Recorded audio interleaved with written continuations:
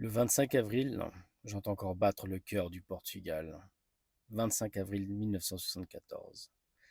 Ce jour-là, mon pays a écrit l'une des plus belles pages de son histoire. Pas avec des armes, mais avec des fleurs. Pas avec la violence, mais avec le courage. Des hommes et des femmes simples, vrais, fatigués, mais toujours debout. Ont pris le risque de dire non. Non à près de 50 ans d'oppression. Non à la dictature de Salazar et au silence imposé. Non aux guerres coloniales qui prenaient la jeunesse d'un peuple pour des batailles perdues d'avance.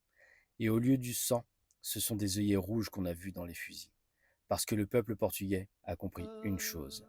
La liberté, on ne la gagne pas en détruisant, on la gagne en se tenant la main.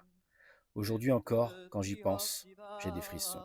Je suis fier, fier de venir d'un peuple qui s'est levé sans haine, d'un pays qui a montré au monde que la paix pouvait vaincre, qu'on pouvait faire tomber un régime sans tirer une seule balle. Le 25 avril, ce n'est pas qu'une date pour les livres d'histoire, c'est une mémoire vivante, un rappel puissant, celui qu'aucune oppression ne dure éternellement, que la peur ne résiste pas longtemps face à l'unité. Et moi, aujourd'hui, je regarde ce passé et je me demande ce que je fais de cette liberté qu'ils nous ont offerte.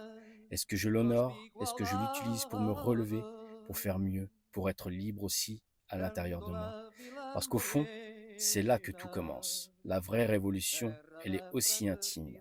Elle se vit dans le silence qu'on ose briser, dans les décisions qu'on prend pour se respecter, dans les chaînes invisibles qu'on coupe enfin.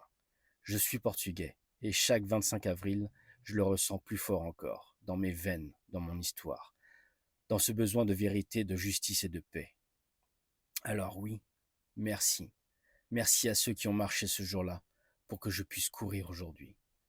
Force à vous, force à nous, et vive le Portugal.